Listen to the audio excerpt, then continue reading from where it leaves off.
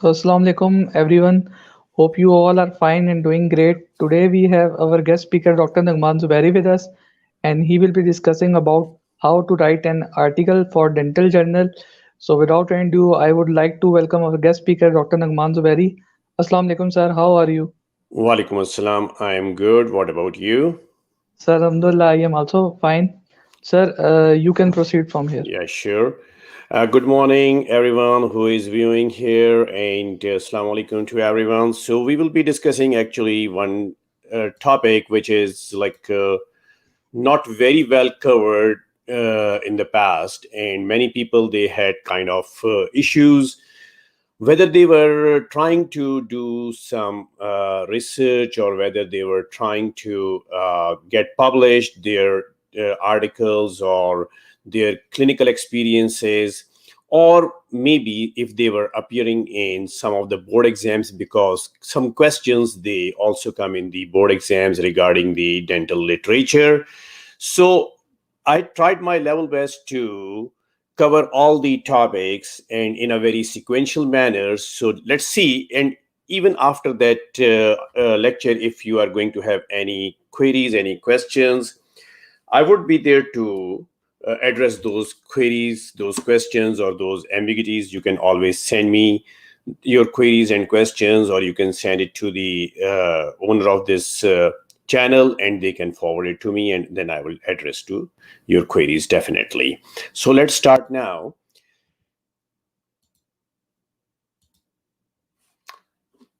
Writing an article for a dental journal. This is our topic today.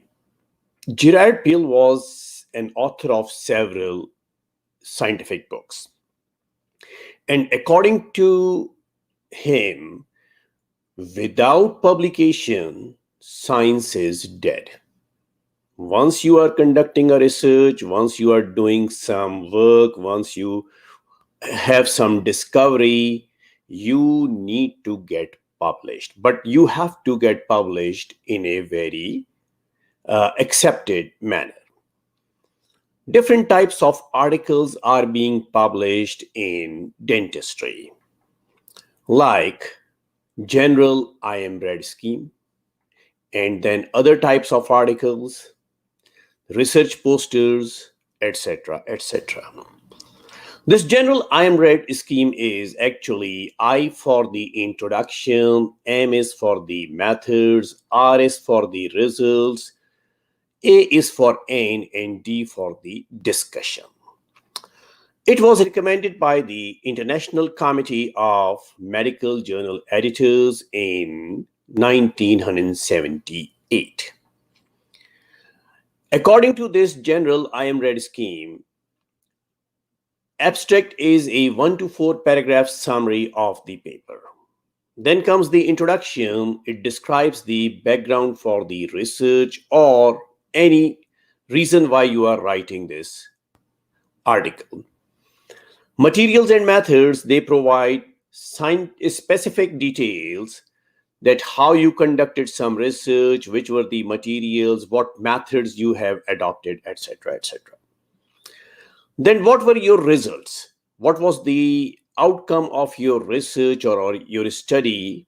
And then comes the discussion. It describes implications of the research, and finally, there is a conclusion. It places the research in context and describes avenues for even further exploration. Different types of articles which are being published are research papers, then letters. Do not confuse with the letters to the editors. I will explain what kind of letters are these. Then comes the supplemental articles, miniature articles, review articles, and the research notes. Letters, they are also termed as communications. And as I have already mentioned, they must not be confused with the letters to the editor. These are actually short descriptions of important current research findings, which are usually fast-tracked for immediate publication because they are considered urgent. These communications, they include abstract, introduction, main body, conclusion, and references. Then comes the supplemental articles. Supplemental articles contain a large volume of tabular data that is the result of current research and maybe dozens or hundreds of pages with mostly numerical data will be there. Some of the journals nowadays, they only publish these articles in there or this type of data electronically. That's it. Then comes the miniature articles. The concise article format, limited to 4 journal pages, including references and figures, permits the editorial board to process papers rapidly and enables the reader to learn about new results and developments efficiently. Then comes the review articles. Review articles, they do not cover the original research, rather the authors, they collect the data from different sources, different studies on the same topic conducted elsewhere in the world in the same field.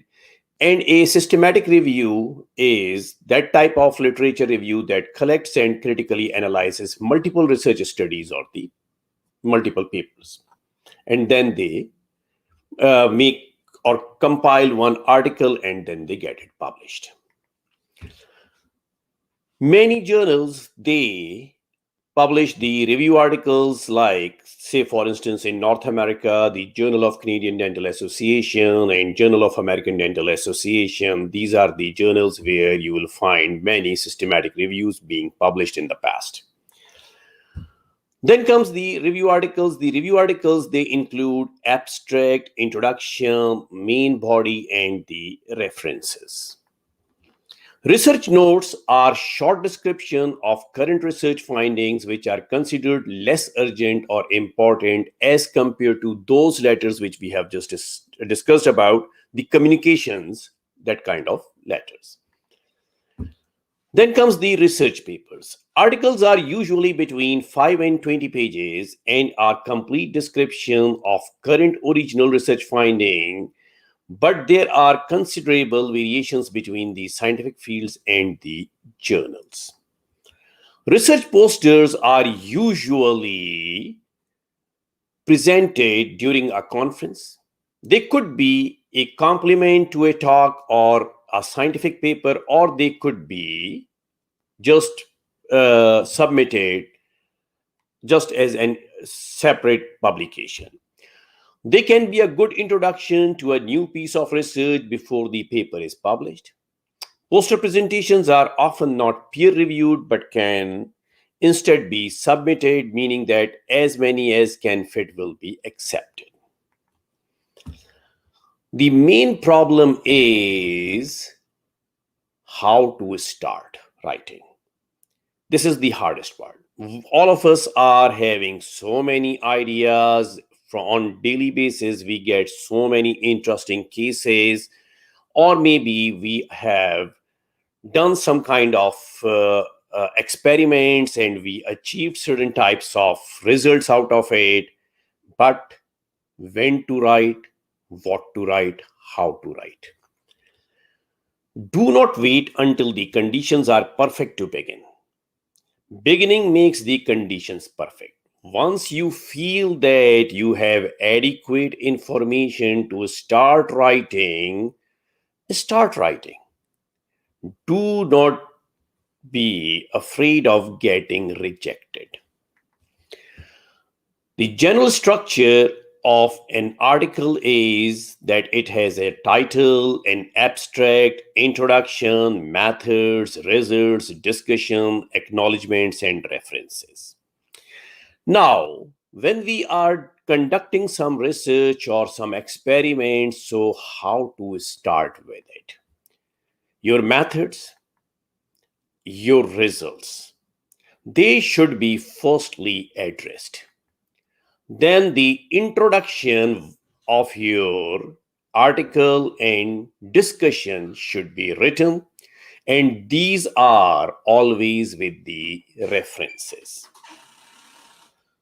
After all this, then you do some kind of uh, we can say that a kind of summary of your article, and that is called an abstract. Then the title of the article is suggested. As I have already mentioned that the introduction and discussion, these two parts, the proper references should be there. Methods or subjects and the materials. They demonstrate the reliability of the results. Best to begin writing when the experiments are still in progress. It should be detailed enough so results can be repeated by the other researchers if they want to conduct the research on the same topic. If you are including animals or human beings, then use approval information. Ethical considerations should be discussed, and ethical approval from human and or animal ethical committees should be clearly stated in your article. Experiments involving human subjects should be subjected to approval by the ethical committee before the experiments can start. It is not that you have started some experiment and then you are seeking the approval. No, before you are planning to do some research or some experiment on the human beings, you must seek the approval. Manuscripts to a journal will only be published if such research has been conducted in full accordance with ethical principles of the World Medical Association in the Helsinki Declaration. Make adequate reference to accepted methods and identify differences. If any of your methods is fully described in some previous publication, then you need to cite that as well. Mathematical equations and statistical tests are considered as the mathematical methods.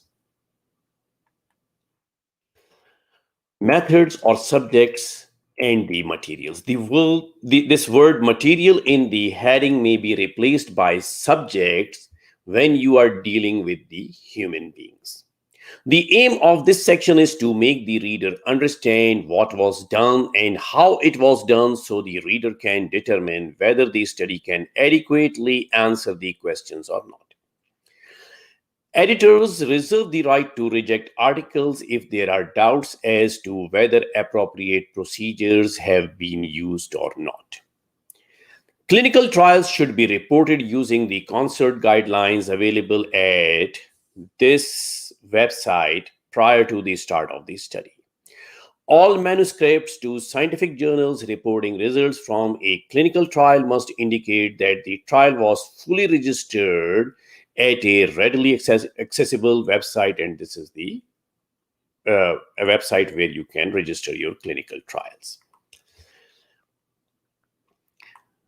Do not mention unnecessarily any unnecessary details under the methods or subject heading. Explain why each procedure was done. What was the reason why that procedure was done? The subsections of methods and materials is participants, apparatus or materials, and the procedures.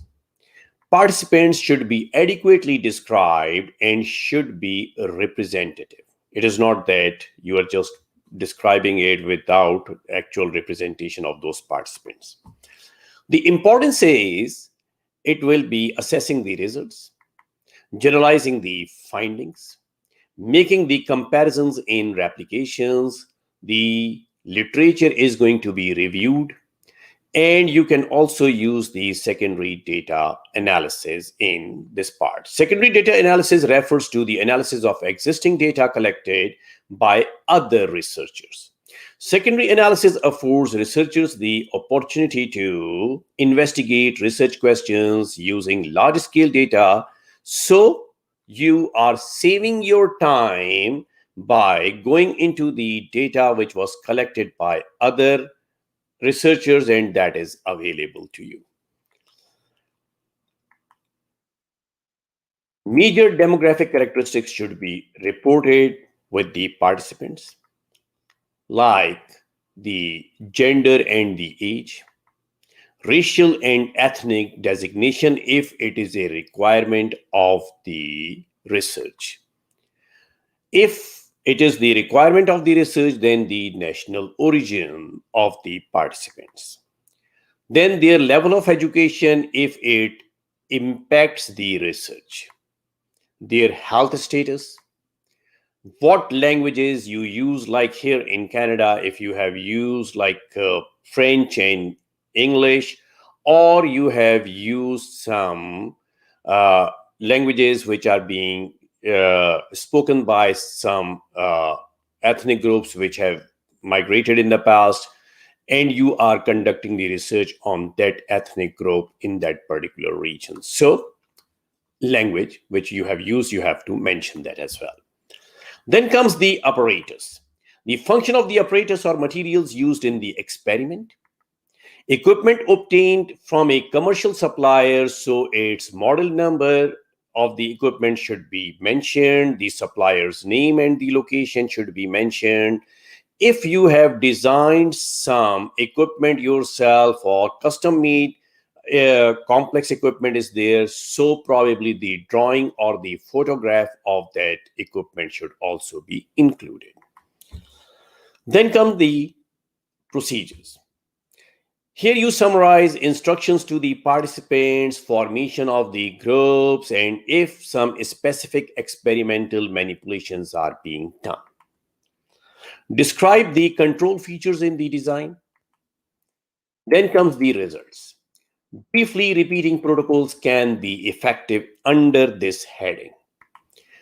Just briefly, present the results of the experiment, but do not interpret their meaning. We are saving it for future. Here, just what were the results. Do not over discuss the results. It is not necessary to describe every step of your statistical analysis. Like just say something like this.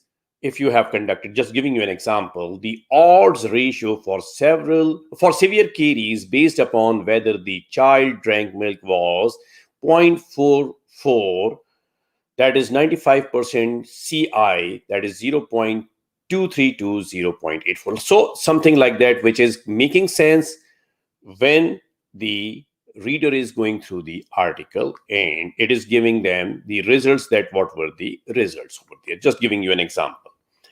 The aim when writing this section is to organize and present the data to lead the reader to the conclusions of the study. The results should be presented without any valuation or reference to earlier literature. Both supportive and conflicting data must be presented. Present some findings referring to the tables and figures.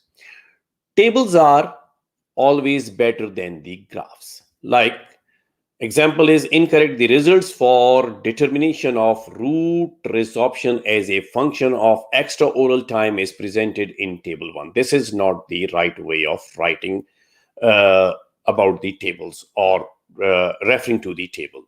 The correct way is root resorption increased when extraoral time was extended, and that is presented in table 1. This is the way you are going to refer to the table you have presented. Just giving you an example. Tables and figures. They should be straightforward and they should be concise. Do not include the same data in both table and a figure. Present the data in a table unless there is visual information that can be gained by using a figure. A figure is useful for reporting a regression analysis or comparing the several treatment levels as a bar graph with error bars, etc., etc. Avoid using figures that show too many variables or trends at once. Otherwise, your reader is not going to get attracted to the figures. Table's legend appears above it, and the figures legend appears below it. Generally, this is the format. But depending upon the journal where you are getting published, so you can also ask them where the legend is going to appear. Describe how the data were manipulated in a legend, not in the text. Each figure or table included in the paper should be referred. It is not that the table or the figure is present, but it is not referred in your text. It should be referred. Now, just to give you an example, the good features of table are the legend explains the key details, should be clear, it explains the meaning of the unusual abbreviations. Like over here, we have the DMFH or DMFT. So what it is? Average number of the permanent decade, which is D, missing, which is M, filled, which is F, intact teeth, H, DMFT, and mean significant caries index. So all of these are explained over here, and the information is there in the table.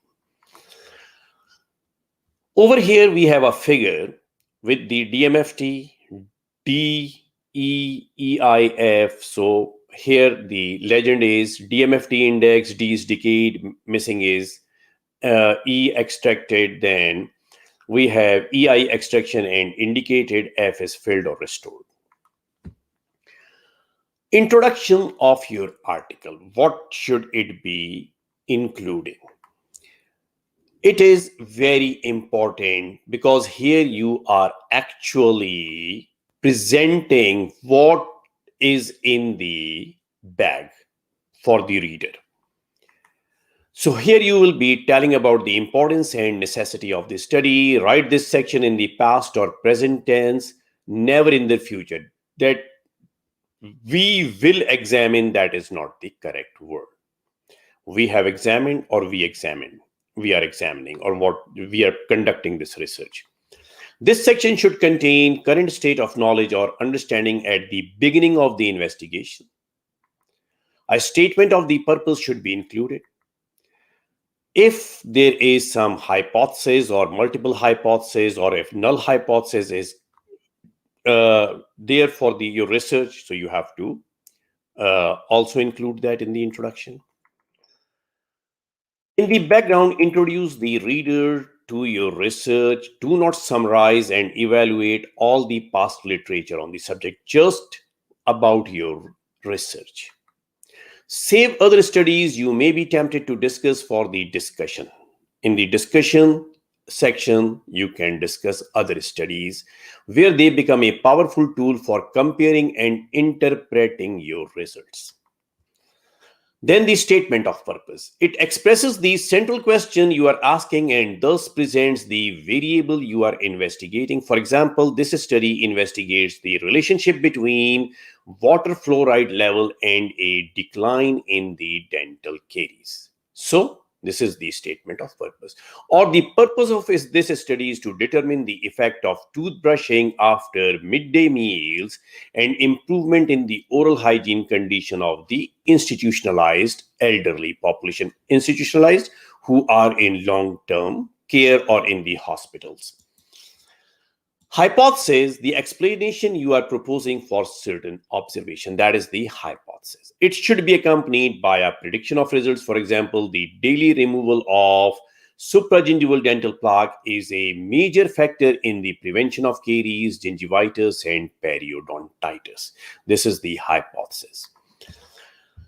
Some editors think that principal results and conclusions should be summarized in the introduction part as well. So you have to discuss it before submitting your article with the editorial board of that journal. Most biologists disagree, arguing that such a summary appears in the abstract and should not be repeated in the introduction.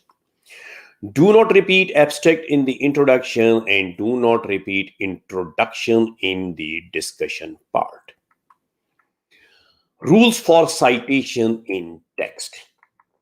Use authors' last names like XYZ in 1983 found out. Just giving you an example. That's why it's just made by myself. That 0.7 parts per million fluoride level is adequate for decreasing the caries prevalence. If there are more than two authors, the last name of the first author is given, followed by the abbreviation at L. Like here we have one citation, frequent consumption of refined sugar is more important than the total amount of sugar consumed during 24 hours in a day. And now we have three references, just giving you an example. ABC in 1947 has came to this conclusion. Then XYZ at L and in 1955, then another by two authors, ABC and XYZ, in 1963. Always go in the manner that the first study which was conducted earlier, it should be mentioned earlier, and then as they were conducted by the year, you have to mention it accordingly in the this particular order of how they were being conducted. So the publication date is important. Your sources should be ordered by the publication date. Discussion. This section should start with a few sentences explaining the main finding of the results and how this supported or rejected the hypothesis that was the reason for doing the study. Methodology should be discussed, such as strengths and weaknesses of the study, address the possibilities of error if they are there, then you have to address to that. The results are discussed and related to what other studies have shown in the literature, especially differences call for explanations, but also discuss in accordance with these similar studies. Consider also other explanations as well in this part discussion. Analyze the data and relate them to other studies. We have already discussed that you were saving other studies conducted on the same topic, and where you have to analyze and see how your study was better or not better or equal to the previous studies. So in the discussion part, you are going to discuss that. The discussion should contain at least the relationship between the results and the original hypothesis, an integration of your results with those of the previous studies, possible explanations for unexpected results, and the observations. Discussion trends that are not statistically significant can still be discussed. Avoid redundancy between the results and the discussion section. End the discussion with a summary of the principal points you want the reader to remember. And never end the this section, this problem needs more study. No, you, if you have to address this, you can write it, but never do it like the finishing line of this section should not be like this. Over here we have a flow chart. For the introduction, introduces the topic in this part, then relate to current knowledge, indicate the gap, introduce your work, state research questions and objectives. In the discussion part, answer the research questions, support and defend answers with the results you have achieved, explain conflicting results you got, unexpected findings, if any discrepancies with others' research, state the limitations of your study. What were the limitations, if there were any? State the importance of findings, establish the newness, and announce further research. Definitely in your introduction and in your discussion, you need to address the references as well. References should be relevant and recent. They should be highly selective. Read the references. Do not quote without reading the references. Do not misquote. Use correct style for journal.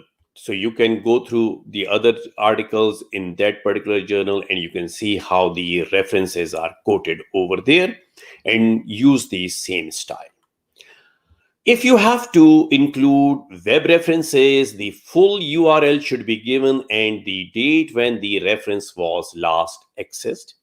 Any further information, if known to you, like the digital object identifier, authors' names, dates, reference to a source publication, etc., should also be included. Web references can be listed separately if you want. and they can be a part of your main reference list as well. So depending upon your choice and the guidelines from the journal where you want to get published, so you have to do accordingly. The abstract of your article now. It is the critical part of paper. It states main objective, summarizes most important results, and avoid acronyms and mathematical symbols when you are constructing the abstract.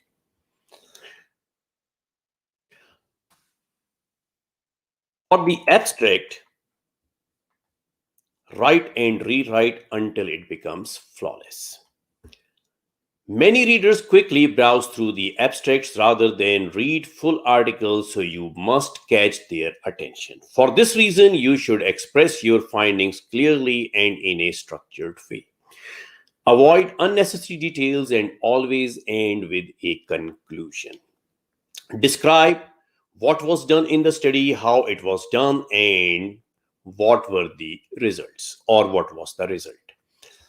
Most online indexing services like Medline, PubMed, and Journal Citation Reports, Science Edition, all these, they display only 250 words of an abstract. So it is always advisable to keep your abstract within this limit if you want your reader to go through the abstract properly. The abstract should be structured according to the following. Give background indicating why the study is important, the aim, materials or subjects and methods. Keep it in very brief manner. Results, the most important findings, and what were the conclusion. Then comes the title. It determines whether paper gets read or not. Use keywords that researchers in a particular field will recognize. Avoid long title. Always follow the rules of the journal where you want to get published. It is always advisable not to use the abbreviations. They will confuse the reader. In the title, the title page is written on a separate page and submitted as a separate file when submitting the article online. The reason is, if there is some heavyweight name is among the authors, maybe the reviewers, they get biased.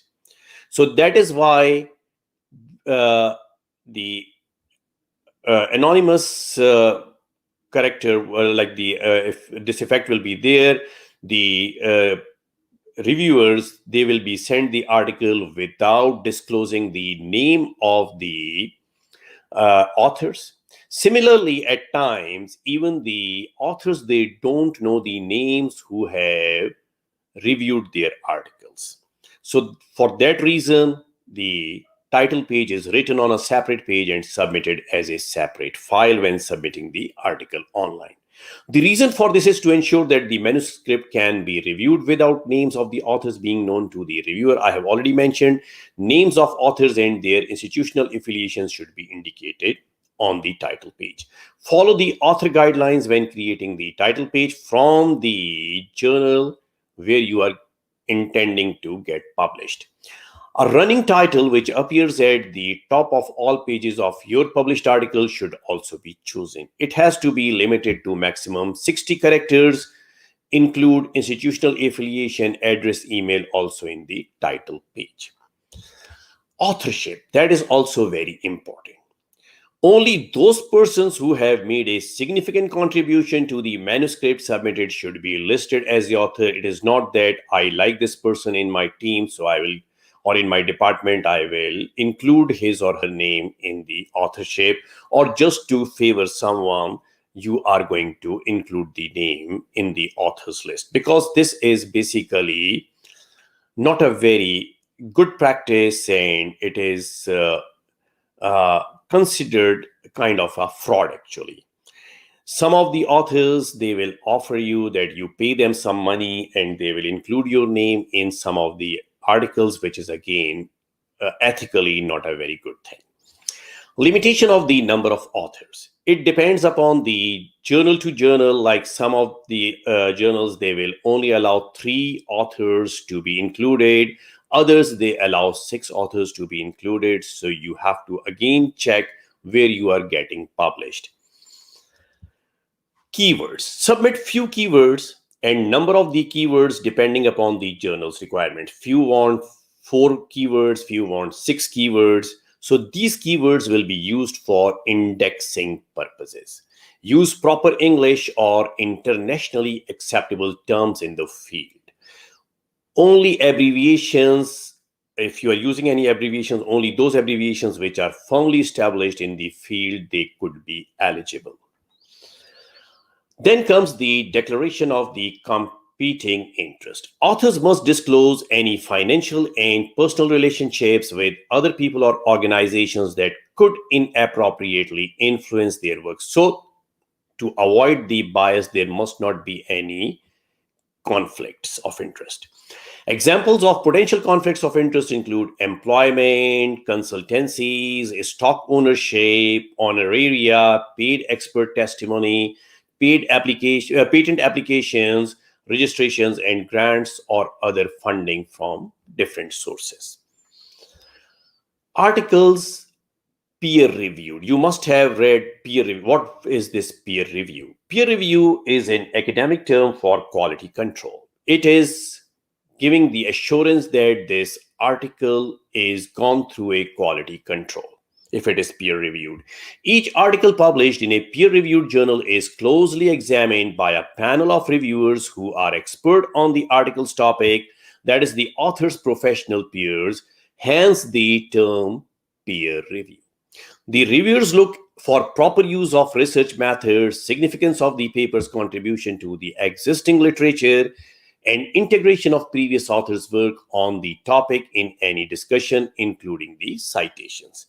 Papers published in these journals where peer review is conducted, these are expert approved. So they have gone through a quality control.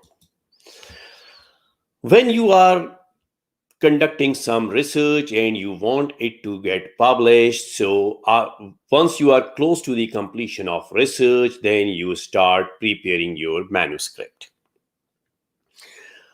Well, after the manuscript is complete, it is, according to you, flawless, no problem in it, everything is good to go, you submit the manuscript. That is going to be reviewed. A decision is taken. Usually it is a rejection most of the time. And then you go back to your square one. From there, you again start maybe whatever the flaws in your research. If they were identified, you will conduct the research again. If there were some problems in writing of the manuscript, you will do that. And then again, you are going to. So this is a perpetual cycle. Well, maybe you would be asked to revise. If the revision is advised, again you will do the resubmission after the revision. Again, there would be chances that maybe it would be rejected. And then again, you are back to square one. Well, if after re-review it is accepted, then it is going to be published. Before starting an article, before writing a paper, always ask yourself, is your paper worth others' time or not? Then you choose the journals where you are going to get published. How to choose those journals? First of all, what are the aims and scope of that journal? Are they matching with your article or not?